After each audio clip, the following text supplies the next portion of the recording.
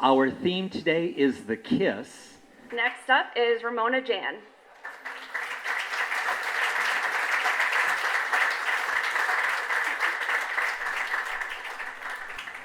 A Kiss to Build a Dream On in 2 acts. Act 1, Manhattan, 1978.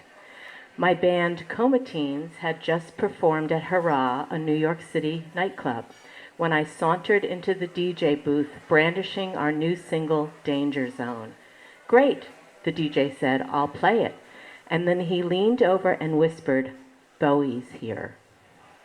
"Oh," I said, "where?" "Right behind you." I turned and looked directly at the thin white Duke. "Hello," he said, pulling me close. "What have you got there? A record? Is it yours? Are you in a band?" "I just got off stage," I said, slightly annoyed. Oh, yes, of course," said Bowie, pulling me even closer. "You sounded great." And with that, he bent me backwards, Gone with the Wind style, and kissed me. At 15, this kiss would have been something to build a dream on. But my 22-year-old self was long over him, mostly due to his 77 release, Low, to me a dirge of a record and the lowest point in his musical career. Plus, my bandmate, his biggest fan, was peering into the DJ booth, scowling at the two of us. My life at that moment hung in the danger zone.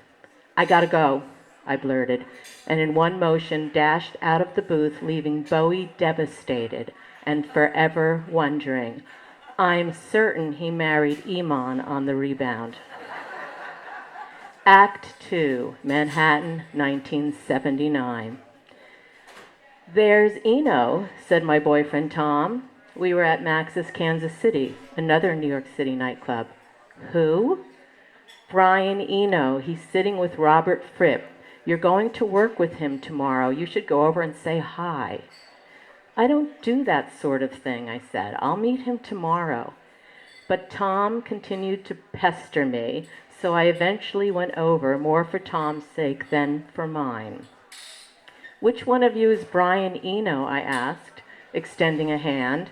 The two men looked at each other, rolled their eyes, and without saying anything, looked away. Embarrassed, I went back to my table and thanked Tom. The next day, at Media Sound Recording Studio, I was setting up Eno's session when he walked in. "Oh no," he said. "You're the girl who came up to me last night, and I'm so sorry. I didn't believe you. There are no girl sound engineers."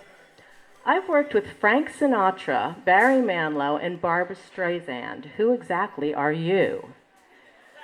"I'm Brian," he said sheepishly. I produced Bowie's album Low." "Oh," I groaned, rolled my eyes, and looked away. "Is there a place I can wash my feet?" he asked. Eno was barefoot and carrying his shoes. I turned away again, this time to hide a smile. Indeed, we were kindred spirits.